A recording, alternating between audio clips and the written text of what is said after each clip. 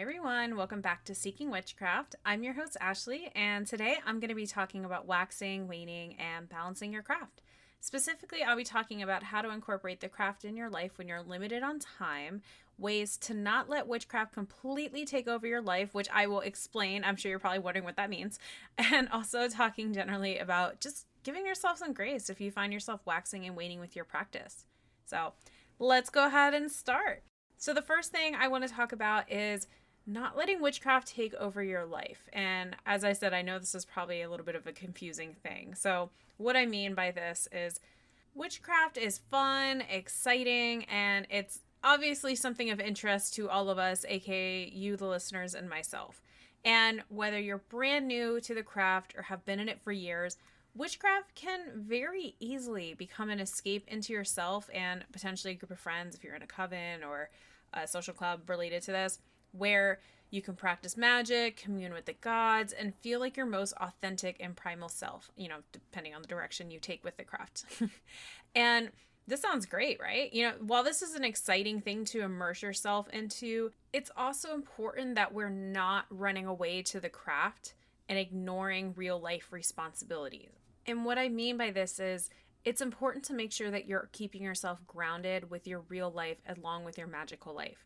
If you're at work and you're sneakily reading a book on witchcraft instead of working, or daydreaming about activities with your coven when you should be paying attention in class, or making craft supplies or incense or what have you, when you should be working on other important yet mundane tasks, or ultimately just blowing off mundane responsibilities to engage in the craft instead, this could be a sign of an imbalance in your life, and it's important to take a step back and reevaluate. Now, with that all being said, it is completely fine to dedicate yourself to the craft. As a new coven leader, which, yes, by the way, y'all, I am now running a coven with my high priest Azazel, who you may recognize in the Feast of Torches podcast, which is also crazy to say because I started this when I was a seeker and now I'm a coven leader. Super crazy. But anywho, as a new coven leader, and somebody who's also running an inner and an outer court, a witchcraft podcaster, having to keep up with posting new content and staying active on social media, and a person who tries to have their own personal practice on top of all of these things, I would very easily say that I have dedicated my life to the craft. And there have been times where I've passed up mundane events for witchcraft events, and you best believe that there has also been times where I've been daydreaming about coven things when I really should have been doing something else. Does this make me a bad person and witch? No, of course not. But when my mundane friends started constantly saying that I was never free to hang out with them because I was always busy doing my witch stuff instead, I realized that I had a problem and that I had an imbalance I needed to fix. And sometimes it's not easy to admit this or to see that there can be a problem. And if you don't see any issue with this with yourself, or maybe this might not apply to you or what have you, that's on you to decide. But for those who this does strike a chord with, one of the biggest things I'd recommend is to try to ensure time with your mundane friends who can keep you grounded. These are your friends who may not care or even know about the craft, or maybe even your work or school friends who don't even know anything about your spirituality. And as a side note, your craft is yours to keep as secret as you like, but just know that telling your coworkers, classmates, bosses, or employers or whatever can be risky, and religious discrimination absolutely still exists, so please do this at your own risk if you do decide to tell them. However, the overall point I'm saying is to spend time hanging out with people who may have no interest or knowledge of the craft, or, your friends who you knew before you even got involved in it. These are the friends who you'd go to the club with, or get a drink or food with, or some coffee, or see a movie. Spend that time with them and let it be a grounding experience for you. What I'm trying to say is, spend time doing activities that are not related to the craft, not related to witchcraft or your spirituality, and enjoy this time. And if you don't have friends that you can engage with like this, or even if you do, I also recommend to have a hobby outside of witchcraft. So for myself personally, I really like playing Dead by Daylight, and hit me up if y'all ever want to play. I love that game. I play it all the time. But yes, I do things like playing Dead by Daylight, which is a video game. And that's just me. But some other people are really into photography or writing, painting, crocheting. Hell, some people just like getting planners and making schedules and lists. And yes, it is your type A friend who loves planning more than anything else and gets tons of excitement and joy and I love it. I love it. It's fine. Anyway, if hobbies aren't your thing, or if you still need time figuring it out what it is exactly that you like doing, you can also just take some time for yourself that doesn't have anything to do with the craft. Download an app and go on a date, go to the gym, read a non-witchy book, go see a movie, take a spa day, engage in self-care. And no, self-care does not always mean bubble baths and chocolate, although it could, but this can also mean folding that pile of laundry that's been sitting in the corner for the last 2 weeks, which is a note to myself, but also in general, or washing the dishes that have been in the sink all day. You can also just try a new restaurant, go to a wine tasting, go on a hike, try a new recipe, garden, go for a scenic drive. There's a shit ton of things you could do. You can also volunteer. Personally, I am a huge fan of volunteering. I did this a lot before the pandemic. Once the pandemic hit, I haven't had a chance to engage in this. I do want to get back into this. If you are interested in volunteer work and you haven't done this in the past, I do want to give a heads up that a lot of volunteer places do require that you book with them in advance. And sometimes this could be weeks to months in advance. So just be aware of this if this is something you want to do. Anywho, this is all just to give examples of things that you can do that don't have to do anything with your craft or spirituality. And yes, while some may argue that some of these can be spun into being craft related, the point is that if you find yourself in a situation where you want to balance yourself out, these are some things you could do to get in tune with yourself. The biggest thing that I want to stress is for you to be sure that you keep on top of your real life responsibilities. Make sure you're focusing on work while you're at your job or paying attention in class when you're in school. If you're hanging out with your mundane friends, be fully present in the moment with them. Schedule time to be with them if you need to. Keep a schedule of when you'll be doing your witchy rituals or meeting with your coven, and use some of the nights off to spend time with them. And also remember to be proactive and reach out to them too, just to see when they're free to get together. If you have chores around the house that you've been putting off, make sure you do them. Same with any errands too. And honestly, personally, I love having my house clean when I engage with my craft. I really like working with deities in a clean home as I feel like it's more inviting, but that's just my take on it. Be sure to put yourself first and do what you need to do. And I also want to stress that sometimes engaging with your spirituality is self-care and is a huge responsibility and priority in your life. And, I know that's the case for me. But again, all of this is just to speak on making sure that you're not running away into your craft life and putting off your real life responsibilities, and being truthful with yourself about this if this is applying to you or not. All right, coming up after the commercial break, I'll be discussing ways to incorporate the craft into your life when you don't have a lot of time for it, and I'll be giving some advice to ease your mind if you do find yourself waxing and waning with your craft. Be right back. Welcome back. Now we'll be discussing ways to incorporate the craft into your life when you don't have a lot of time for it. So, as I mentioned, scheduling things with your mundane friends, one of the very first things I'd recommend would be schedule time for your own personal practice in your planner. Yes, I know this probably doesn't sound very magical, but sometimes knowing in advance that you've carved out time for yourself to cast a circle or meditate or do a spell or path working or celebrate the Sabbath or make some incense or whatever it is that you're doing, knowing that you have that time reserved for yourself to spend with yourself can sometimes relieve you from feeling bad or stressed if you're not able to maintain a daily or, at least a semi-regular practice. I also want to stress that while you should be keeping up with your schedule, and if you plan something, you should stick to it, but also be sure to give yourself a break if you get to that scheduled time and you have other priorities that you need to handle. Overall, the theme of this episode is all about making sure that you're doing right by yourself, handling your real life needs, and balancing your craft. It's not the end of the world if you need to reschedule a previously scheduled ritual time with yourself to run, a much needed errand, or honestly just to take a breather. But just make sure that you aren't using this as an excuse either to procrastinate. Alternatively, if you need some accountability to maintain your practice, you can always join a club, if you're at a university or something and they have a pagan club, or you can seek out an outer court to try to join a coven or a social media, like on meetup.com, and let that be your spirituality time. However, many outer courts, or OCs is what they're also called, do request that their seekers dedicate themselves fully to their OC, and my outer court is no exception to this. So I want to make it clear that when I'm saying this as a suggestion, this is what I'm really meaning.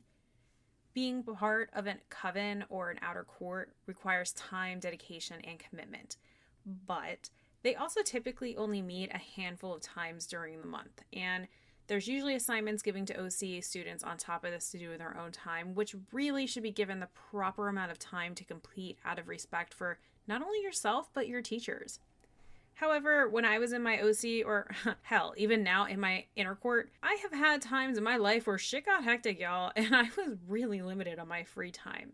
And this is totally normal for pretty much anyone and everyone who has ever been involved in a group, because as it turns out, life doesn't stop when you're learning witchcraft. But there was something comforting for me to know that I had something that I was a part of that was integral to my spirituality already planned out on my schedule, and that even if I didn't have time during the last week or two to do, I don't know, something at my altar, I knew I had ritual time planned out for myself with a group of people that would hold me accountable if I didn't show up, and that I could use this time to engage in my practice. Now, this is not a perfect situation or solution, and in a perfect world, I'd be able to balance my own practice, plus outer court and inner court training, and this podcast, and working full time. Also going to the gym and, grocery shopping, cleaning my house, paying bills, hanging out with my mundane friends, and keeping an active social life, checking in with my mom, maintaining my car, visiting my cousins, and, all of the other things that come along with living. And some weeks I'm actually totally able to manage all of this, but other weeks I really have to prioritize my responsibilities. And knowing I have maybe an IC or OC weekend plan honestly really helps relieve some of the guilt I may feel for not having the time to pray to the goddess that week or cast a circle or what have you. We're human and we can only do our best, and that's okay. Now, this isn't to say to join an outer court just to be accountable to maintaining your practice. This is more to say that this was one of the many, many, many benefits that came along with practicing with a group and engaging with other people. Again, not a perfect situation or solution, and I would also recommend you could just plan out weekends with yourself. You don't necessarily have to join an outer court or coven just to maintain that accountability, but just putting it out there, in my own experience, being part of a group and having these people that I loved and cared for really helped me maintain my practice and keep up with what I wanted to do, especially during the times where I felt like I had no time to do this on my own. I also want to challenge you, especially if you're limited on time, to redefine spirituality within yourself. It doesn't have to look like casting a spell or praying to the gods. It could be as simple as getting in tune with yourself through yoga or meditation, or even another creative outlet that lets yourself be your most authentic self. Witchcraft can be as life-encompassing as you want it to be. You do not need to dedicate your entire life to the craft if that is not what you want to do. With that said, your results might vary if this is the case with your magic, and your experiences will also vary in intensities, but don't feel overwhelmed by feeling like every aspect of your entire life now has to be wrapped up in your spirituality. Sometimes your mundane and spiritual life get wrapped up into each other without you even realizing, and that's okay too, but you should give yourself some grace if you need to slow down and start doing small things first. Also, not for nothing, while living an enchanted life is great, sometimes we get too wrapped up in this idea of wanting to make it this magical experience that we have every single day that it gets kind of hard after a while to recognize the significance of some of the magical experiences or psychic moments or moments with the gods that we experience through our practice. You can think of it this way. Like, let's say you were to get a present every single day from a loved one. I mean, that sounds awesome, right? At first you're going to be really excited to open it. You're going to have all these cool thoughts and you're going to be excited the next morning. When you go to bed, you're like, okay, I'm going to get a present tomorrow. But after a while, this becomes the standard and that excitement can start to die down. This is an interesting analogy because I think witchcraft will always have opportunities where the magic is just so astounding that it can take your breath away. But in my opinion, allowing breaks from the craft will let you appreciate and savor these moments even more. But, that's at least my take on it, and your experiences and opinions may vary, and that's completely okay because your path and your journey is your own for you to decide, and we're all going to have differences just like everybody else does in the world. With all that being said, the next piece of advice I would give to be to carry a journal with you. And I know this might be kind of like why a journal? Well, sometimes when we're out and about, we have things pop up that are inherently witchy that we can forget about pretty easily. Like, that weird deja vu from the dream you had the other night that's now playing out completely in front of you, or, seeing a spell that you cast the other week come into fruition. Hell, sometimes we see a pretty wildflower outside and we're like, that'd be kind of nice to, put on my altar or use in an incense blend and have in a journal. Listen, you can pick that wildflower, hopefully, if it's legal and if you are given permission, or if it's fine, and you can press it in your journal to use later. Also, not for nothing, there's something really special about writing down words in a journal and being able to read back on them later. And I don't know, this just feels completely different to me than writing a note in my phone. Not saying there's anything wrong with notes, because I have a shit ton of notes in my phone. And let's also be honest, if you're like me, you probably have a million blank journals sitting around waiting for the quote unquote right time to be used. And well, right now is the right time. Get it? right time. Okay. Anyway, go get one of those blank journals and keep it on you. Put it in your purse or backpack or car or whatever you carry. And let's say you don't carry any of these things. Well, does your phone have a phone case? Put a couple Post-it notes behind the case. Anything's going to do. And the next time you're out and about, pull it out and write. Just write anything. It can be short, long, bullet points, symbols, whatever you want. Keeping track of your journey to go back and review later can be extremely motivating to see how far you've come. Along with this journal, consider having a pocket altar or a secret altar that you can have with you at all times. And this can be something as simple as having representation of all of the elements or the gods in an Altoids tin that you keep in your purse or car, or hell, even at your desk at work. Or even wearing a bracelet or necklace or ring that, let's say, you've woven with a spell or you've kept on your altar all night to soak up the energies of your sacred space, which is totally something I used to do all the time pre-pandemic when I was going to work.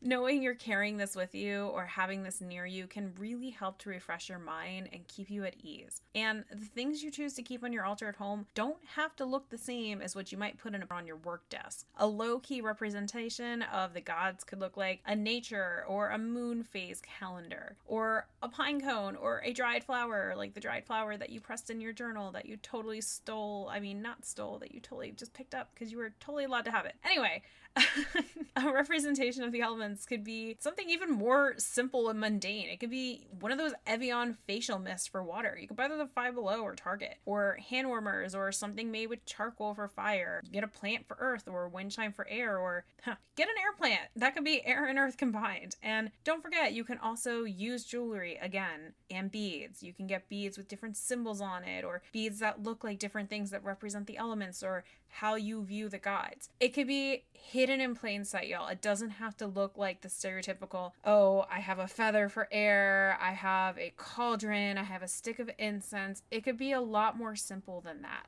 So carrying on with this, one of my favorite things to do personally is whenever I'm needing some extra support is drawing elemental pentagrams around myself, either on my desk, my leg, my computer, my phone, my car, what have you. I mean, I've even taken lotion and done it that way. Like, take a little lotion and draw the pentagram in there.